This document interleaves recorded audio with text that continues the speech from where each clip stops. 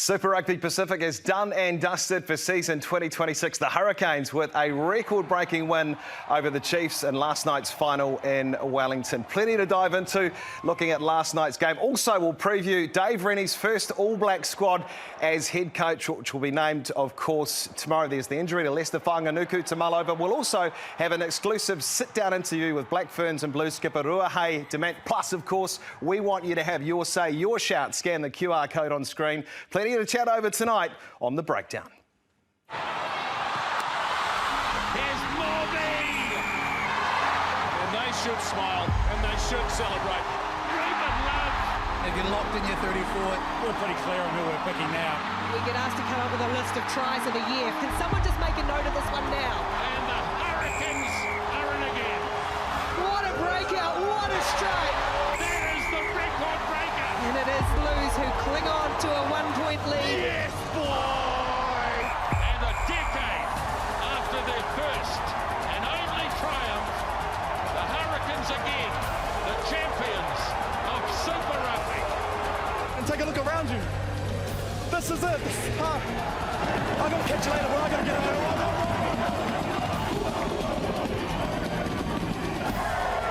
Your Super Rugby champion for 2026, the Hurricanes.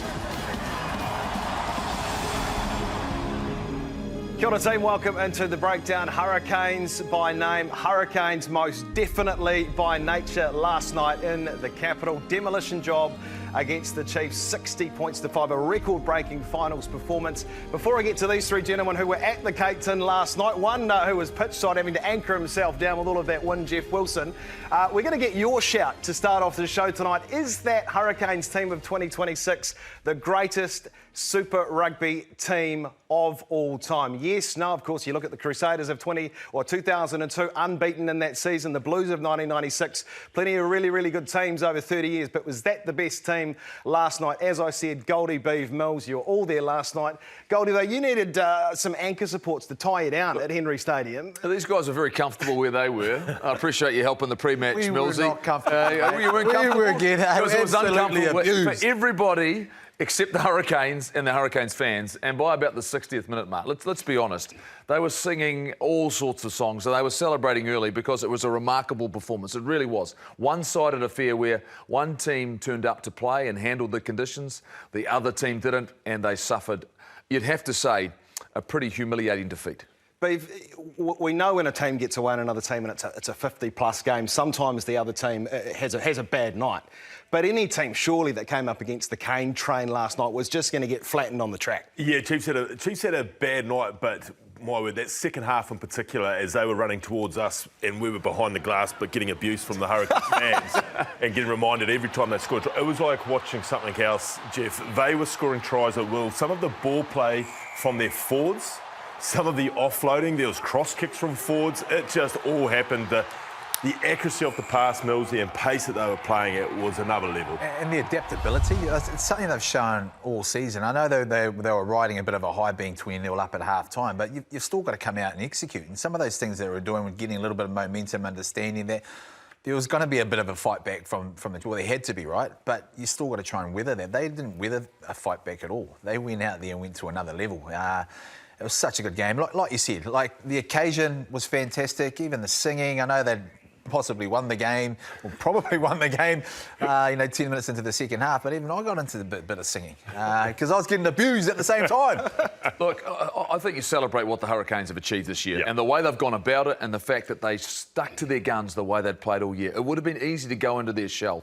I'll say this about the Chiefs. Maybe they played their big game a week earlier against the Crusaders, trying to get over that hump. Their first 40 was very similar to what the Hurricanes did for 80 this weekend, last night. So I think for me, the Chiefs, look, there's no doubt it's still a successful season to a point, but where they've been, you wonder whether or not their ability to win a title, maybe that window is closed now, because I tell you what, if you look at this Hurricanes team, most of those guys are back. Like, everyone else is on notice. There's a possible dynasty there if that team stays healthy. But when you look at the Canes and what they managed to do in that final, in those conditions as well, how impressive is that? You know, you've played in Super Rugby final, but when you look at what they did in a howling gale, the ball's swirling around, we saw it go backwards half a dozen times. How impressive when they put 60 on a Chiefs team, as Goldie alluded to, that almost cracked 50 against the Crusaders last week. Yeah, it was the IQ that they played with. The way they picked off some of the Chiefs' mismatches that they'd created, both in phase play and off set piece, they absolutely caused all sorts of havoc off midfield scrums, and they would get massive bends in the Chiefs' line. For me, it was around their skill execution. And yeah, you can say they live in Wellington, so they know what wind is like, but how they adapted, because I literally thought that was going to be just a big bash up in a very tight game, but it wasn't. I'll say this about the Chiefs. At half-time, there was enough to think that there could be a game on. Like, you knew in those conditions that the momentum was going to swing. They butchered 3 clear tries in the first half. So there was opportunities. And with that goal kick just before half-time, Millsy, that went 70 metres from Ruben Love. So you thought there was a way back in. They'd scored just after half-time. They had an opportunity straight away, and it got back to 29-7 Mills. I think it would have been a vastly different game for the remainder of the contest. But it wasn't. And I'll say this about the Hurricanes. Whenever they needed a big play in defence, they got it. Yeah. Someone forced an error, someone got on the ball, someone turned possession over, someone forced an error at line-out time. Whenever they needed it, when they needed a desperate play, they got it. And how often have they done that this year? Yeah. And that's what's impressed me the most. They squeeze that momentum out of you. They come out of the break, they're 29-0 up. The Chiefs have a bit of momentum. They squeeze it back. They take it off you, they turn over a mistake, and then they punish you for it. Bev, Mill spoke to Dave Rennie before the game and talked about the All Black squad as it locked in. He was just hoping there would be no injuries. But Ruben Love, and this from Hamish from the Rangiora, has Ruben Love just locked in the starting number 10 jersey? Outstanding display. We all saw that from him last night. How good was he in your eyes, and how impressive was that to do that on that stage opposite the All Black incumbent? Well, it's a stage, isn't it? More than anything, Jeff. That is his best performance I think we've seen from Ruben Love in a 10 jersey. He's been very good all year, but when you factor in that the occasion that he knew all the pressure would have been on. He'd have heard all the talk all week that it was him versus Mackenzie. Mackenzie the previous week had the game of his life, I thought, as far as a 10 goes. And then for Ruben to put in that sort of performance off the tee, he was incredible considering the conditions as well. So absolutely, like Ren said, his 34 or 32 is locked in, but there might have been some adjusting to the pecking orders, I'd imagine. Composed. I think it's always harder when you hear sort of the noise, the outside noises, Beav, and you've been there as well, where they're talking who's up, the biggest matchups in that. That's what he showed, the little touches, taking the ball just a little bit extra to the line, not making it about him and Mackenzie. He made it about the team. And that's what impressed me the most. It's that maturity about sort of Ruben Love's performance, getting them down the right end of the field, the kicking. I mean, how much confidence can you get out of those goal kicks that he was doing in conditions like that? But then also, running the cutter. I think that was what really shone out to me, the fact that he still directed play the way that they've been doing the whole year. Damian McKenzie had a really good year. Unfortunately, he had his worst game of the season on the bigger stage in the last game. And the harder he tried, and I think we've probably all been there, right? The harder you try sometimes when things aren't going well, all of a sudden you can make more errors. And across the course of their season, I think what you'd say is that Ruben Love didn't play a lot of rugby earlier on, and then he's come back and really got his confidence and belief. And, I think they've actually got really similar skill sets. The timing that Ruben Love had last night was, to me, what was impressed me. The timing of his pass, when to run, to play and support. For Mackenzie, his was the other way. All of his timing was off. He got unlucky with some of his executions. He made errors that are uncharacteristic for him. But I just look at Love and go, you know what? If there was a conversation about who gets to wear the jersey first, if it was a close conversation for the All Blacks right now, I think it'd be hard-pressed not to give it to this young man. The fascinating thing around Ruben's game was his combination of Harkin, and if you just was watching them flow around, you saw a lot of shape where they'd pop out the back of forwards going out the back. And as he's coming out the back, Harkin is running those outlines, and Harkin was just banking on the speed of the pass that he could get to Millsy. Even though Ruben was under a lot of pressure at times, he can get that flat, quick pass away, and Harkin's really on the outside. So what makes that decision a little bit easier for Dave Rennie is the fact that Damian McKenzie could be that fullback, the guy that sweeps around a little bit later. Look, the last few years I haven't been a big fan of having sort of guys chopping and changing in terms of, fullback or first five. I think now with what the Hurricanes have showed and their game plan and the way they manipulate and set things up, that style is definitely where we can go to in the All Black jersey. We'll get to this. I want to have a deeper conversation about the type of fullback the All Blacks might need, because what we've seen with Will Jordan versus what you have with a Damien McKenzie or whoever it might be, I think there's something that needs to be talked about. Keep your comments flowing in, folks, with your shout. Is the Hurricanes of 2026, the class of 26, is it the greatest Super Rugby team of all time? And, 61% are saying, yeah, it is. There's some pretty decent teams over the years in Super Rugby. As I mentioned, you think back to that Crusaders team under Robbie Deans back in the early 2000s that went undefeated. All of those titles, the Blues in 96, some very, very good teams. And who can forget the 99 Highlanders team as well, a very good team. Well, we didn't win anything. I grew up with it, Goldie. I would seriously take that Hurricanes team from last night and put it up on that sort of form and the way that they played against anybody in the past. I would take them. I really would. I don't know about you guys. Would you take them? Yep. Against the great Bulls teams, against the great Crusaders side, the Blues. Well, the thing about all those other teams you're mentioning, it'd be actually a clash of styles all of a sudden, wouldn't it? Could you imagine the Bulls with Fourie Dupree behind that pack just doing raining box kicks against the Hurricanes who are trying to run absolutely everything in Pretoria? It'd be brilliant. He would have a field day. Rightio, there's been plenty said over the course of the weekend, plenty from the Cake Tin and, of course, Opiki as well. Time now, but they said it. May not look it, but I'm pretty excited and pretty pumped here, Beaver. While you're warming up, can you give us your best stretch? No, I'm just kidding. I cannot hear what the hell you're saying. Capital has delivered its worst weather, and only the resilient will survive. Hopefully off camera, mate, you might give me some names. Good on you, Reds. Take care. Well, we get asked to come up with a list of tries of the year for the New Zealand Rugby Awards. And can someone just make a note of this one now? What a breakout, what a strike. He is the king of Aotearoa New Zealand. Josh Jacobs does a brilliant job to grab the shorts and put him down. But you wait, just wait to see this finish. And he's trying to take the mic off me. Go on. Heard earlier today they allowed their cowbells in, so I brought my Cake Tin bell. Hawke's Bay, Taranaki, Wellington. Rugby's back in the 04. We'll be getting Macca's tonight though. Damn. Macca's, please sponsor us, please. Take a look around you. This is it. It's like being on Courtney Place at 3 a.m. Beaver, you know what I'm talking about. Oh, they've got a song to sing. I'll get on. Hold on.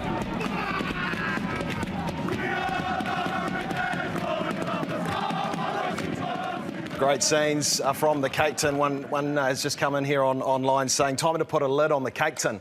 I think Goldie would agree with that. You were reclined upstairs. You look very, very comfortable in the lounge. I thought there was one. Yeah. Yeah, where I was, there was a lid, so I'm happy with how it is. And Millsy, we're going to take a look now at the All Blacks, or tease the All Blacks team, which of course is named tomorrow. Dave Rennie unveiling his 34-man squad. Just a quick taste of what maybe are you expecting? Are you expecting plenty of new names, plenty of familiar faces? I'm trying to look at Jeff's team. He's had it written down for the last 3 months. He's well prepared. Hopefully some of those sort of players will come out tomorrow. But I'm looking forward to it. I mean, we all have. Dave Rennie got sort of named as the coach a wee while back. He's come out and said about his 34, but it's a big year, and sort of some of the positions that we're sort of looking to as well. There's no doubt for the way the Hurricanes have been playing this year, the style. Is Dave Rennie going to sort of, I suppose, have a similar style? I think so. There'll be one that no one picks. You love a good bowler. I reckon there'll be one that no one picks. It's just like Ren's side, that's my sort of footballer. What do you reckon, Goldie? Are we going to get a true blue bolter again, final in the All Blacks? Look, I find it hard to believe now with all the information that's out there and the fact that we talk about so many players on the show in terms of their form and the way that they've played. Everyone's got enough evidence behind them. It's probably just the mix. And I think a couple of injuries have given them a freedom. The fact we don't know about Lester Whanganuku and we don't know about, well, we know he's out. We don't know where Will Jordan's at. There'll be a few asterisks. Yeah. I don't think it'll be 34. There'll be a couple of plus ones or twos covering other players until they're fit. But I think there were some players, and Josh Morby's one for me, from the Hurricanes. He was a player that I felt needed just one more big game to confirm I should be a player you really consider, and this is what I can do.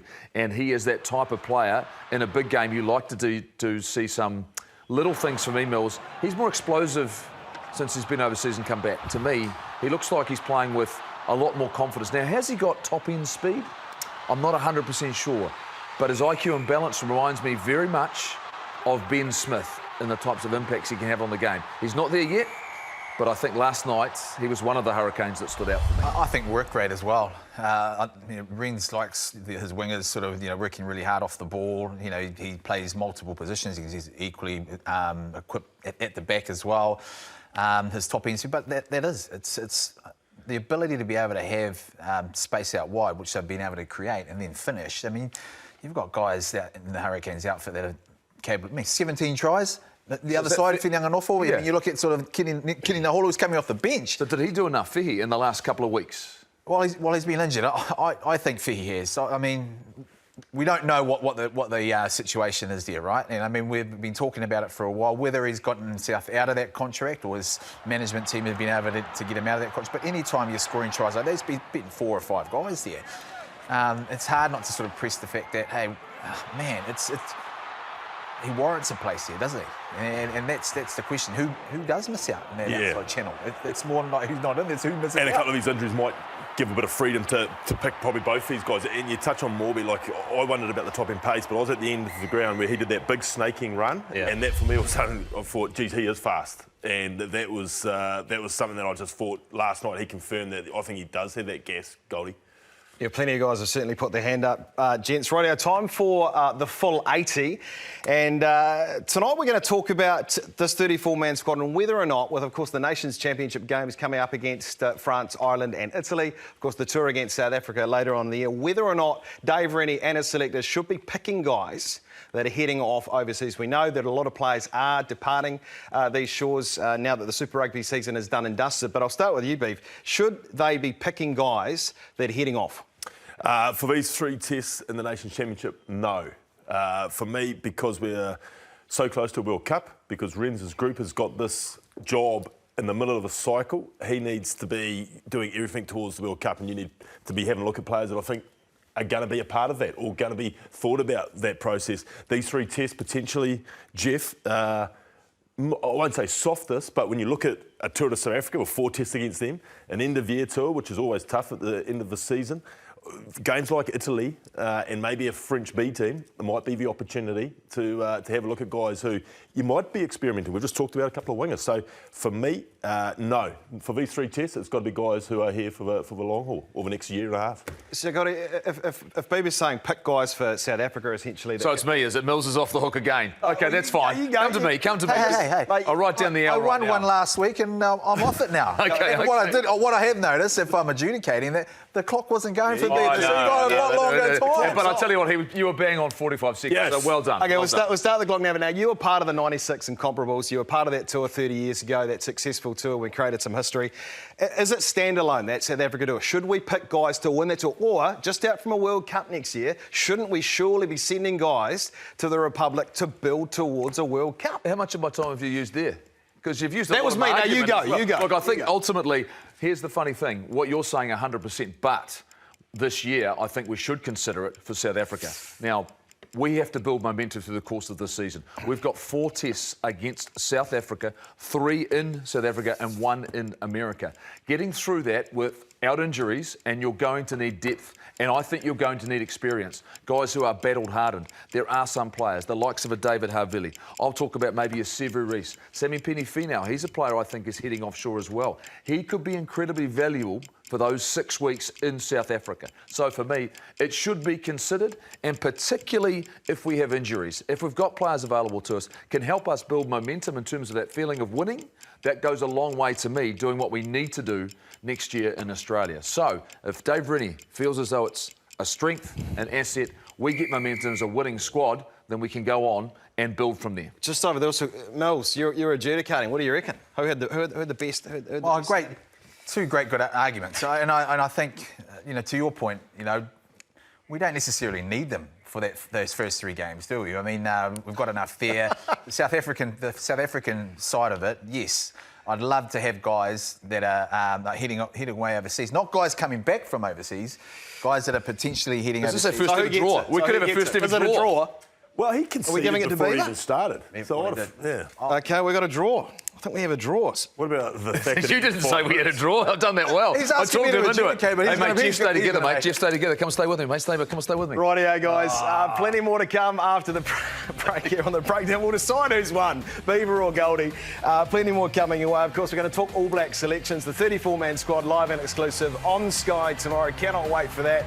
Goldie and Jip will be with me in studio. Beauden Barrett's form. Now, where does Beauden Barrett, 130-plus Test matches for the All Blacks, where does he fit in to the equation for Dave Rennie? And, of course, we have an exclusive sit-down interview with Black Ferns and Blues skipper Ruahei Demant with Ricky Swanell. That's coming up after the break on The Breakdown.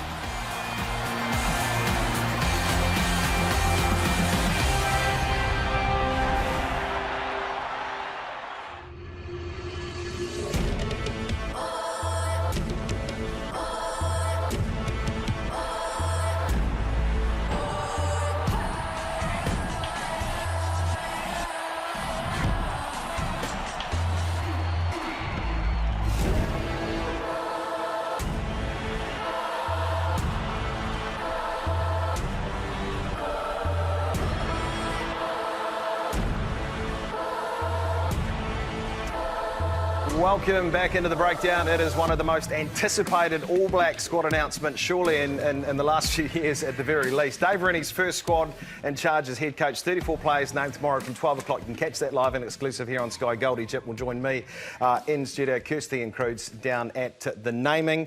But guys, let's talk about the squad. Let's talk about the positions of contention. I'll go to you first, Goldie. You can talk maybe a little bit wider about the loose forward mix. Duplessis Kirifi, we saw how good he was last night in that final for the Hurricanes. Is he in for you? And what does the wider mix of the loose forwards look like? He's in for me for one reason. In the squad, I want an out-and-out specific 7. That's his position. He's not a guy who's been shifted around. You know exactly and understand what his role is and the way that he wants to play it and the threat he is on the ball, his engine, his leadership qualities, his resilience, his toughness, all those sorts of things. But for me, we've got a number of guys that can play 6, 7 and 8 that are in that conversation. Clearly, Ardie Savea. Peter Lakai, for me, if he's not the number 8 for the All Blacks, I'll be shocked. You've got Wallace Satiti at 6 and 8, having that versatility. Parker's another one. Jacobson plays all 3. There's a lot of guys, for me, that have that versatility. Segner's another one. We'll talk about him in a moment, I think. I look at Kirifi and go, he's the sort of player for me you know, and you can start him in the 7 jersey, and there's no confusion about how he's going to play. He knows his role, understands it. He for me, is a little bit of insurance if Ardie Savea doesn't play every test as well, because whether or not he's going to do that. So I'm looking at Kirifi and going, he makes my squad for the fact he is an out-and-out fetcher 7. And his work with Lakai has been simply world class. It was a menace last night, Mills. His timing was beautiful around the breakdown. But another guy who had a great year, Blues Player of the Year, Anton Segner. A lot calling for him to be selected and included in the All Blacks for the first time. We know he can play 8 as well. He's a very good line-out option too. What have you made of Anton Segner's year? Is he included tomorrow in Dave Rennie's squad? You've got to remember, look at what he's been able to produce with a team that sort of struggled. Yes, I know they made the semis, but it's been a team that has predominantly gone backwards, and he has shown it. Big future. The hard part for me is where do you fit him? Where do you fit him? You talk about that, Lakai, Kirifi makes my squad, you know, so that's 4 out of the 6, you know. You got Ardie, Satiti, Kirifi, and also Lakai. Where do you put him? You know, I think that, you know, when you look at it, there's another 6 guys that could easily say could take up those 2 spots. You know, a Segner, Parker, Jacobson, Yossi, Blackadder, you know, Leo Willie. I mean, he's another guy. The only guy that stands out to that out of those guys that I'd possibly put in there would probably be Parker, because he brings something a little bit different. He's a big body. He'll carry hard. Yes, he can play 6, but he provides a little bit of something a little bit different. So, on that sense, you know, I'd probably lean towards a little bit more, you know, experience more than anything else for that sort of reason. No doubt, big future, and perhaps someone that you could possibly look for in that South African series, but it's hard to sort of fit him in there in terms of where this team could possibly go, Beav. Beav, another guy who potentially comes into that where do you fit him in mix. If you look at the midfield make-up for the All Blacks and Dave Rennie tomorrow, obviously Billy Proctor, Geordie Barrett, Quintu Pai, Super Rugby Player of the Year. That fourth midfielder, potentially Anton Segner, a guy who didn't do anything wrong this year, had a pretty good season again. Timothy Tavatavanawa, Jim the Difference. Where is he in this whole equation? Yeah, well, he just happens to be behind the 2 best 12s in the country. and potentially they'd be in the top 3 or 4 in the world behind Quinn and Geordie at the moment. So it's tough to get him into a 34 or 32. He's definitely a South African tourist, and it's just whether or not with these injuries, with the fact that you've got the teams who can play 15, if he can be one of, say, a 5th midfielder and the ability to cover wing, because we know what's happened to some of the outside backs lately with the Will Jordan there. For me, sometimes, because he's in a Highlanders team that does struggle, he just runs himself into the ground, Goldie, throughout the entire year. And sometimes you get that dip from him. But on effort and form, again, he's certainly got his hand there, but he might just be squeezed by numbers. And not quite the versatility he needs in the role he might need to play, whether he's got the out-and-out speed to be on the wing for an international side. But there's no doubt, if you want someone to impact the game carrying the ball or getting over the ball, there's probably no better. Yeah, they call him Jim the Difference for a reason, don't they, gents? Beauden Barrett, let's talk about him. I'll start with you, Beav, on that. And a question here or a comment from Rory from Masterton. Is Beauden's role potentially as a super sub enough to have him in the squad? If not, then there's no place for him. Where do you see Beauden Barrett in this 34-man squad, and indeed potentially for South Africa? It's not even a question. The guy's there. Like, there's the obvious alternatives, which I don't think there is, and then there's the fact that it's Beauden Barrett. And yes, he might not have had his lights-out year that he has in previous years, but he's been part of a Blues team that, let's be honest, didn't suit him. It doesn't suit the Beauden Barrett. I would imagine, if I can envision what I think the regime's going to be like under Dave Rennie, you'll see the best of Beauden Barrett. He's 140 Test All Black. He's been World Player. You don't discard him unless there are some glaring alternatives, and there's not, and he'll get back to his best. But Goldie, if you look at the makeup potentially of an All Black 23 that, let's say, are playing next week, where does Bodie fit into that? Is he a guy who comes off the bench? Do you play Damien McKenzie? If Ruben Love is indeed the starting 10, is he at fullback? Where does Bodie fit in? Is he in your team? Well, you need to have 3 first fives in a squad of 34 that have the ability to play international rugby, and we don't know right now whether Ruben Love can do that consistently. It's great to see this of what he's done with the best team in the competition.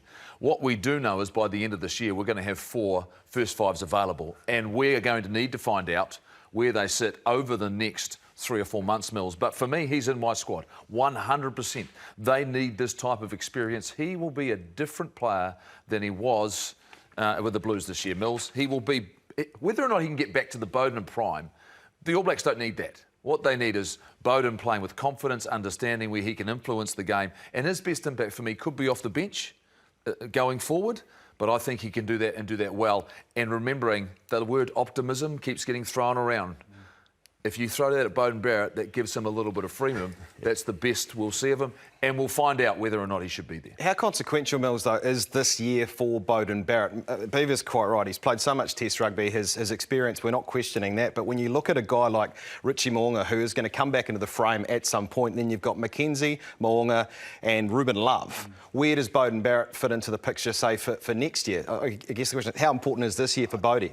Next year's next year. Right now, Beauden Barrett is in the squad. He's in my squad all day, every day, regardless of sort of how he's played this year. You don't disregard that. Now, Renz has often talked about culture, and he is the best person to have in that culture, regardless of sort of how his performances have been this year. You don't disregard that experience that he has. And also, whether it's 10 or even at fullback, I think it's vital, particularly with this team moving forward.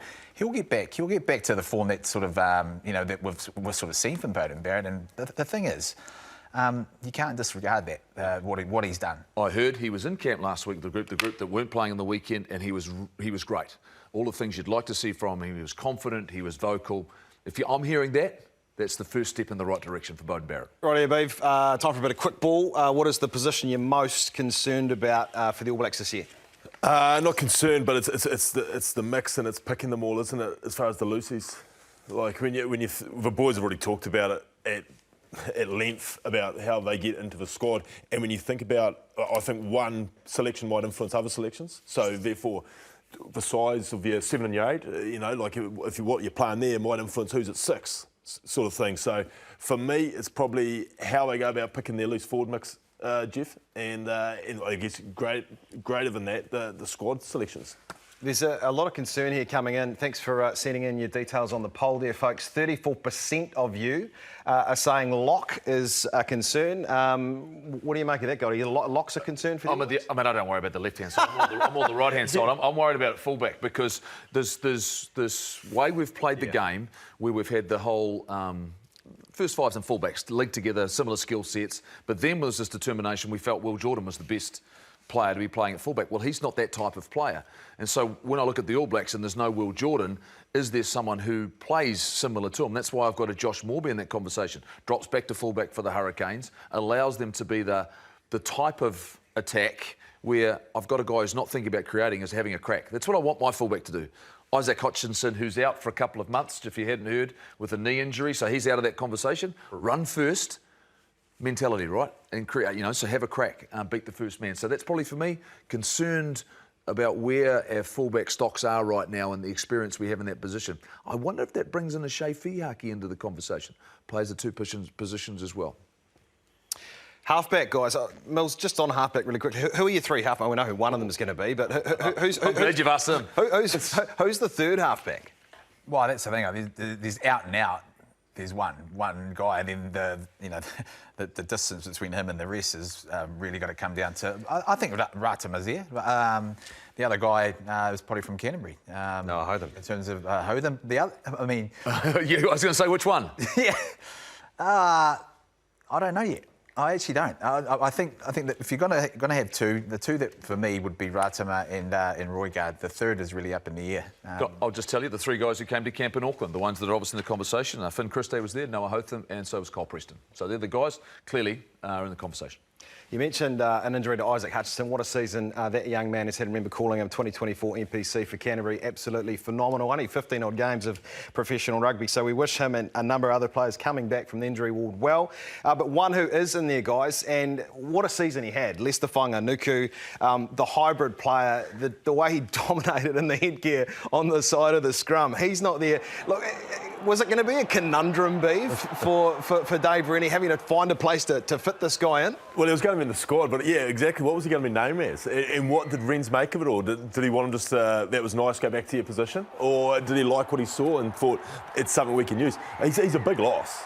There's no doubt he's a big loss because let's just say if they did put him back in the backs and he went and did the units over there with the boys and just not have to do the hard work. Double triple. He was phenomenal last year at the back end of that end of your tour. Like he was either a wing or centre. He was wonderful for All Blacks. So that's a massive loss.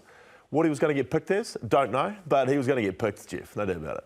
I think, Mills, the hard part is that what it's forced them to do is probably pick two players. Yeah. Well, they could have put Whitted to one, going, you know what, he can be my sixth loose forward as well as my other midfielder. So it's obviously forced. It's probably, unfortunately, for somebody, it's created an opportunity for someone to come into the squad, which is amazing. So, look, I'm not sure he was convinced about him as a seven in the international game, and I don't think he was convinced about him at centre either. I think he knows he can have an impact on the game, but it's probably frustrating for Lester because he was really starting to learn his craft and get better at it. Now he's got a couple of months on the sideline, which is going to be tough. Another guy who had a really, really good season for the Crusaders, obviously Scott Barrett is recovering at the moment, but Jamie Hanna, Mills, we called him a lot during the season. We saw the ability he had down there playing on the dry track under the roof.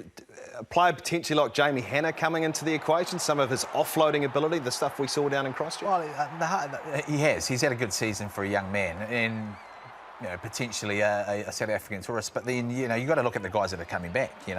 When you look at the likes of Wiz, you've got Tupelotu's coming back. What's his name? Holland is South Africa. Exactly, and then you've got Scott Barrett. Where does he? When's he ready to go? And so, potential for a future, but possibly, given the injuries, he could actually be a bolter too at the same time. Might be one with the asterisks tomorrow.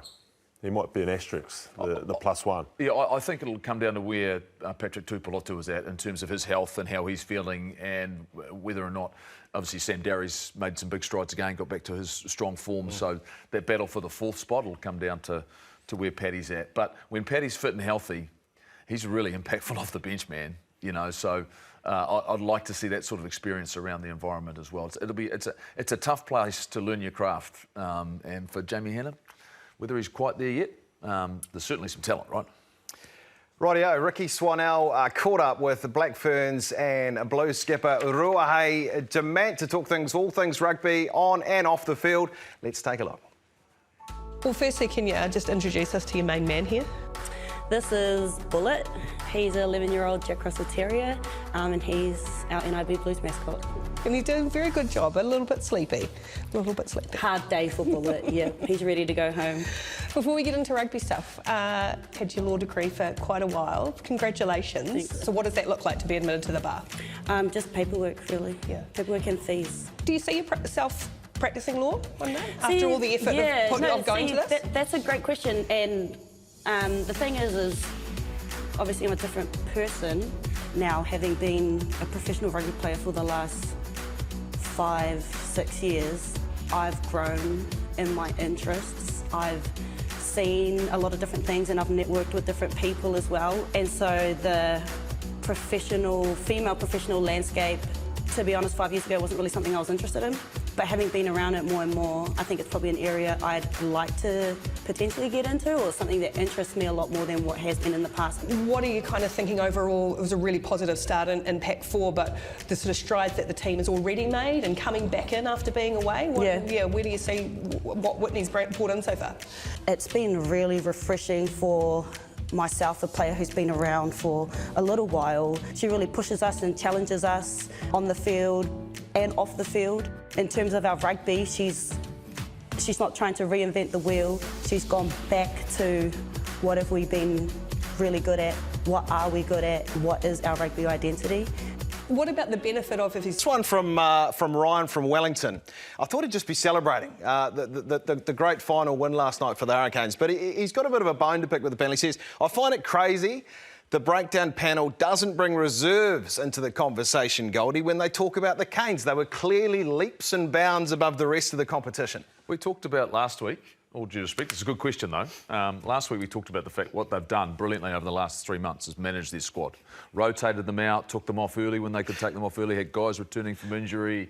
Look, we've given you a lot of love in Wellington for the last 3 weeks, eh, Beaver? And look, I love that you're watching the breakdown, but surely you watched the hour-and-a-half pre-game show where me and the great Christian Cullen said that the bench for the Hurricanes might just be the difference. No, they were. They brought a lot, and I mean, you got to think about it. To your point, right? It wasn't just rotate. I mean, Brad Shields is on there. They didn't really have a lock replacement, and so the game was gone with about 20 minutes. Even more than that, right, to go, and so they brought plenty of energy. Right, Josh Moore, we saw his highlights coming back from the break there. A number of tries again last night, 17 for the season. Guys, who are the debutantes going to be, Goldie, tomorrow? Who do you think we'll see? Is Josh Morby's name going to be there? Is Xavier Numia going to be there? He was outstanding last night too. Yeah, I talked earlier on, Morby's definitely one for me. I think he's a player that, you know, over the course of the season, been really, really consistent. He's got that ability to finish, you know, really... I'd like to think there are some players, they did talk about form, there's not much more he could have done. You know, there's a versatility to his game, so he's certainly one for me. Beav, around finishing it off, there's chat around Newcastle, what happens there, what happens with his contract, but surely he's played well enough this year to get in, considering that they were saying, hey, can you maybe wrap that contract up, can you stay? Yeah, I mean, obviously he's one, again, that you'd think is going to be a first-time All Black. I've actually got Xavier Numia. It might shock you that I've got a prop, but... what about his sidestepping last night? Well, when he beat 3 guys and then for a 20-metre cutout. That sealed the deal for me. I had him in there. Damn. And then he goes and beats 3 guys. Oh, stop it. That's like the Mullaina stutter step. And then that. And then this, I have it on good authority. I don't know everything about that part of the game. You just assumed that was him? But I've researched it with a few good people and they reckon very much improved in that area, Jeff. So I've got Xavier Numia. We've seen this all year. And he also physically on defence. That's also something that stands out. So he's in my squad tomorrow. There was a lot of chat around the Hurricanes' back three, but when you look at the front three and Xavier Numia, you spoke to him last night with a Suffle after the game. How impressive was that performance from him last night? And indeed, we know he's had his injury troubles, but just his whole season as well. I mean, he's had a couple of really good seasons in my mind. I mean, last year I thought he was unfortunate to miss out on selection, but he's just come out guns blazing this year. His ability to get out a little bit wider. That's what we've always sort of loved about our guys with the lower numbers on. They're explosive. They can distribute the ball. But it's that part, obviously, that the three of us don't know about, the scrummaging, and he's held up pretty well, and he's enjoying his rugby. Yeah. And I'm with Beav. I think his name is definitely in there. I think there's room for them. I wish there was room for Kenny Naholo as well, but I don't think there is. Yeah. But what I'd like to see now that he's back and playing well, he gave them a headache over the last couple of weeks. He's a guy I would love to see go to the next level. He probably just needs another couple of months of rugby. He could be the bolter for South Africa. For me, he's one of the guys from the outside the group that you go, there's a lot to like about what he can do. He is a powerful, powerful man. I think, to me, I'm just going to try and keep an eye on him, and hopefully he can get enough work in, because his conditioning and everything's just going to get a little bit better over time. He looked great. The finals football, this illustrates why it's so important when you're in finals football. You know, we were talking about Josh Morby now, you know, more game time, you know, then you're seeing a little bit more out of him, you know, a new meal, even though he's had a great season. You know, there's just more to actually see. Kenny Naholo, he's been out for a very long time through injury, but he's playing finals football and he's playing it really well. And so those guys come into the equation, whereas, you know, on the other side of that, the guys that haven't had those 2 or 3 weeks extra, that are incumbents, they'll be sitting there thinking, man, I wish I had a few extra weeks to show the coaches what I can actually do. Babe, any sort of left field... I mean, let's look at a guy like Lucas Cassie, OK? Dave Rennie saw him play against the Chiefs a few weeks back, and he had an absolute blinder. He played the house down in front of the incoming All Blacks coach. Do we see a guy that we haven't talked about tonight that he's just caught Dave's attention and gone, yeah, he's in my team to start the year in the Nations Championship? I don't know if there's anyone that has been talked about on the show. That's how thorough we do things here, Jeff. But... he might not get named tomorrow. He won't get named tomorrow, actually. I'll clarify that. He's not going to get named tomorrow. But a guy, I reckon, that is slowly getting on the horizon and starting to pop his head up more and more is a Crusader, and it's Taha Kemara.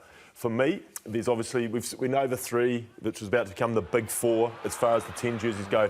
But this year's been a massive year in his development. For me, he's got more confident. He's done more of this sort of thing, which is controlling games. He's not just been a cog in the wheel, so to speak. He's started to take a bit more ownership of the actual running of the Crusaders. And with that, Millsy, the brilliance has come out. The footwork started to come out. It won't be tomorrow, but it will be one day, Jeff. The only issue that I have with that is that there's a certain player coming back who's going to be playing for the Crusaders next year, the name Richie Mwanga, right? And that's the issue you have, is he's going to get the game time that he needs. Well, yeah, possibly. But what I'm saying is I like the idea. Yep. Just got to get game time to get better. What about you, Mills? For me, I mean, he's another guy that's been in the team that's sort of struggled to get momentum. Xavier Taylor, for me, I think you know, big prospects for the future. I think he was the back of the year this year, but another guy that's sort of really starting to stand up defensively for me. For Xavier, he's been outstanding. Can I ask you a question? 12 or 13 is his future if he's going to get to the next level. We've got a couple of pretty good 12s floating around right now. Not bad, eh? I think... Not old either. Can he play 13? He can play 13, and he has done a couple of times for the Blues, you know. And so, I mean, when you've got a couple of nice 12s, that could, you know, you could be bearing that in mind, the fact, you know, do I move out one? But certainly for me, for the future, and possibly, more probably for me, the South African tour, just to get those sort of, a couple of those guys, one that you've mentioned, sort of, you know, in the environment. Babe, good to see, as we've touched on tonight, guys coming back into the frame. Patrick Tuipulotu coming back from injury, and there is some concern coming through. Keep it coming through, team, on your shout about the makeup of this All Blacks team this year ahead of a World Cup. Yeah, we've got the standalone series against South Africa, but is there a risk that we mix things up too much and we don't have that consistency, and we need guys like Patrick Tuipulotu coming back and being a steady hand? Oh, I don't think you can mix things up too much, to be fair, from where we've been. But you mentioned Paddy, and he is I don't know if he's on the fringe or what have you, but he's the one for me that's a lock, no pun intended, of course. But we've got to lock him in. And that's not just for experience for me, Jeff. If you watch his last year when he's had opportunities for the All Blacks, I reckon some of his best form for the All Blacks. And so for me, if he's off the bench, if he's in the 30 squad, he is in there, and I just think he's a wonderful asset to have. But also, Jeff, his ability to play in the last 12 months for the All Blacks has been as good as any. Goldie, here's one here from Simon from Tamaki Makaurau. Simon, thanks for sending this in. It's a good one too. David Havili. Now, he had a great end to the season with the Crusaders. He was phenomenal. Some of his play was exceptional, almost back to the David Havili of old. Where does he fit into this squad behind the likes of Barrett, Geordie Barrett, Quinn Tupaia? Is he in the mix for, say, South Africa? Yeah, he's definitely in the mix if we're prepared to pick players that are heading offshore. You know, all information tells me that he's going, but once again, if you're looking at the group that's going to have to deliver 3 games before the first test match, and they'll be hard to manage those self because we've got 3 in a week and then a week later they play a test. He's the sort of guy to me that would be really, really valuable on a tour like that. And maybe a swan song. I know on the break you mentioned to me, maybe that's reward for a guy who's been so loyal to New Zealand rugby. He'll add value, he'll add leadership, so I have no issues with him. I will flip to a player that we haven't cited in Super Rugby because he hasn't been playing here.